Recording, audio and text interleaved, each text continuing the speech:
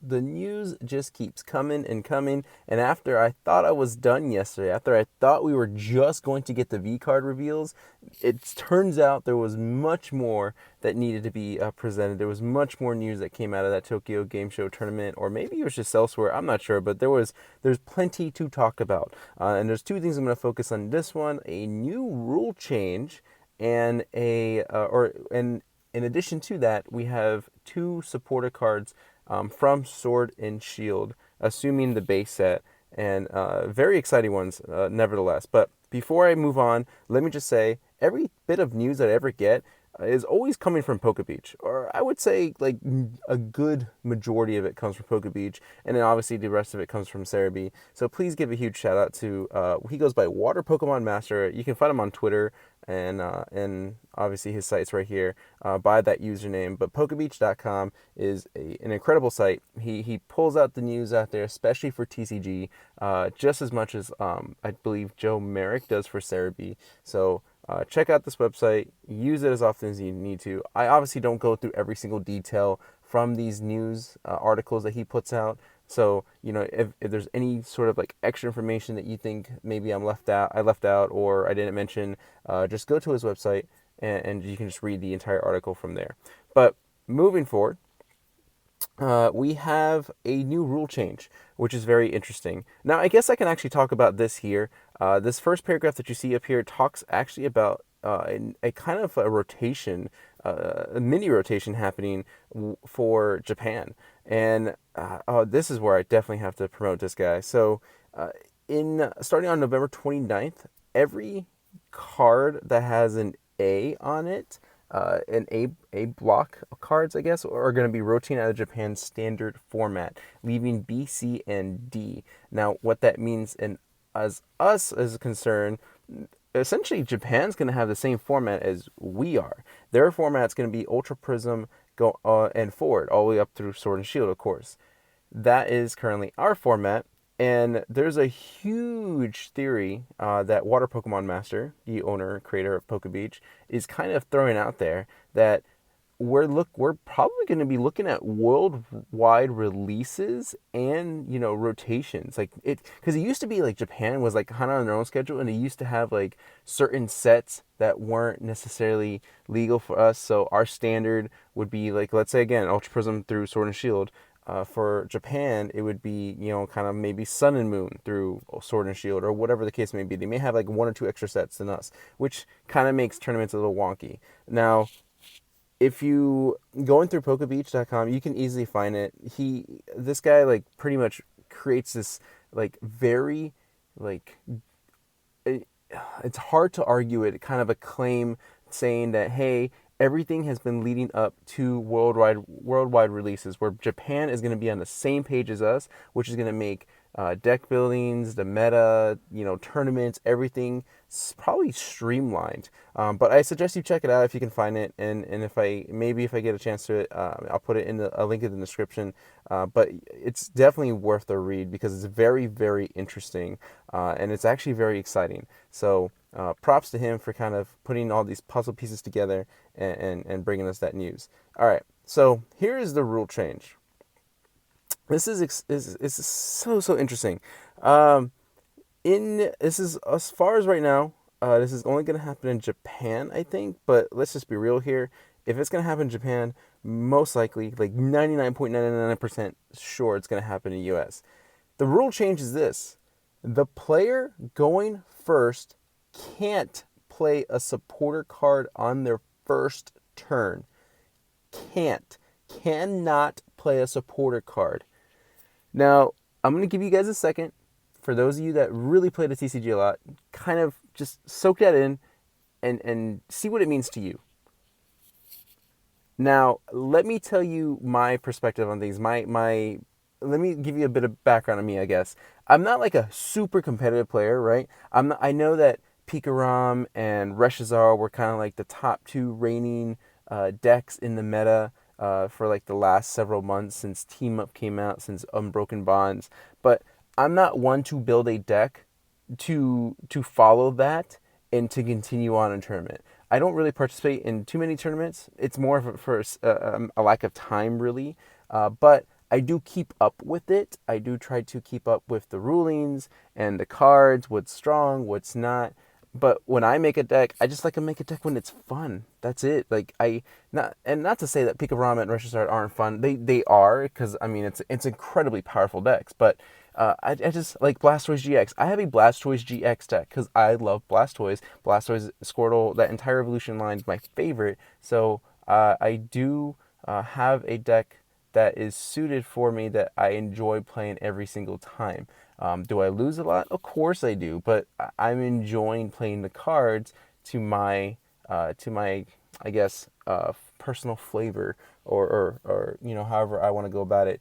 But I not being able to play a supporter card on your very first turn, to me, initially I was like, well, that's not that big of a deal. Gives this, obviously this next player a better chance to kind of, come back strong. But then I'm thinking, well, the first person going in the game also can't attack. So we're taking even more away from that player, right? We can't, they can't attack, and they can't play support a card. So all they can do is items, like item cards, attach tool cards, play stadium. Hopefully they have a Pokemon that can search other Pokemon, but that has to be by ability, because again, you can't attack. So it really kind of cripples the first person, and it kind of makes one to have people play second now. I don't really know where they're going with this. And if you guys play the TCG super seriously, please let me know what your comments are, what your guys' thoughts are on this, and what this means exactly. Because I can't quite put my finger on it as to why are we doing this? Like, why? Like, I get there's a lot of supporter cards that can really cripple an opponent on the first turn. I mean, we've banned certain cards before for that, like Delinquent and Jesse and James. What else was there? There's a couple other cards. I think was there a Trevenant that was banned? There's other cards that obviously, if turn one, that's it. It's done. It's over. You might as well not continue playing. But to pull that away, like, I just don't know. Like, why would anyone want to go first? Is this like some unseen strategy of trying to push people to play stage 2 Pokemon? It's super weird. So, again, I like to know your thoughts, especially if you guys are frequently playing the TCG, if you're going to all these tournaments, you're trying to get your championship points and things like that. Like, what do you guys make of this change? It's very, very interesting. I personally think it's a little unnecessary, considering that we have so many ways to get out of, these crippling situations. But, maybe this is to help kind of widen the meta a bit. I don't really know. I'm unsure of the reasoning, and I'm kind of not for it, but it's just because I'm not maybe seeing what the purpose is behind it. So I'm kind of counting on some of you guys to let me know. All right, so let's go ahead and take a look at the supporter cards that were actually revealed for Sword and Shield. Now, according to this will be put in the starter decks, and we have two. I'm going to start with Marnie, because Marnie is probably the lesser of the two. Both players shuffle their hands without looking and put them at the bottom of their decks. I don't. Okay. At first, when I initially read that, I was thinking, wait, that doesn't make any sense, but I get it. You're not shuffling your whole deck. You're just shuffling the cards in your hand and put them at the bottom. Then you draw 5 cards, and your opponent draws 4. It's kind of like a weird N in a way. So N, right? You shuffle your hand into your deck. You draw as many prize cards. This one is like standard. Like, you draw 5. Your opponent draws 4. It's a little nice, though, actually, if you think about it, right? Because we always had Tate and Liza. We've always had, I think it was Shauna, which is the same, right? We always shuffle our hand, draw 5.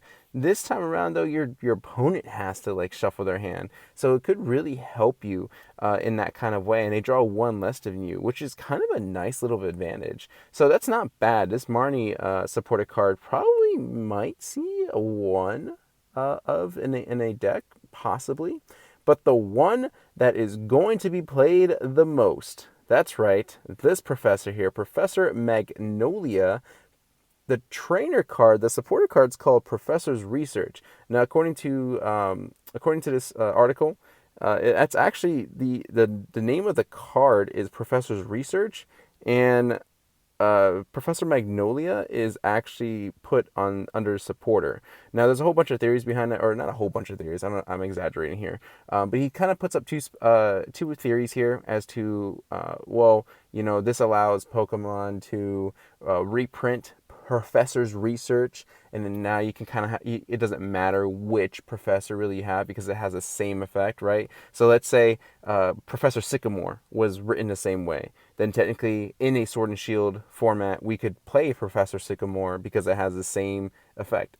Which, spoiler, it has that same effect. You get to discard your hand and draw 7 cards. And then the other theory could be, what was it that he said? That it's just a new mechanic. That maybe there's other Professor Magnolia cards, and this is specifically Professor Magnolia, Professor Research.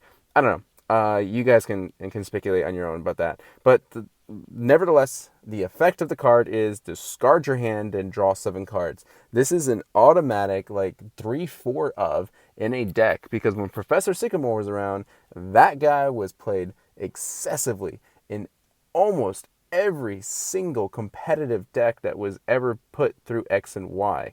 I can't even recall a deck that didn't play Professor Sycamore. I don't think anyone really stopped playing it until it was out of rotation, out of standard rotation. It's a very powerful draw card.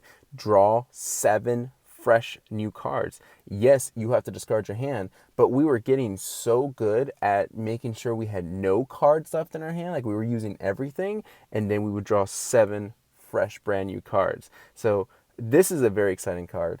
I'm very much looking forward to it, and I can't wait till we finally have a little bit more speed power into our decks to be able to get that going. Because I mean, before shuffling and drawing, like you always ran the risk of drawing the same cards that you did before, but this one is like, nope, no, you discard whatever cards are in your hand, don't risk it, you get to draw fresh 7 new ones. So this is pretty cool. And that's pretty much it. So those are the only 2 supporters that were revealed. We got that new rule concerning supporter cards can't be played on the first turn. This is looking to be, though, a very interesting and very exciting format for the TCG. So I'm very much looking forward to it. Hopefully you guys are. Please hit that like button if you're excited about Sword and Shield, whether it's the video game or the TCG. And again, put your comments down below. Let me know what you guys think about that rule change. If you're seeing the biggest reason why they did it, and help me understand it. And then if you are new to this channel and you liked hearing some of my thoughts, please subscribe.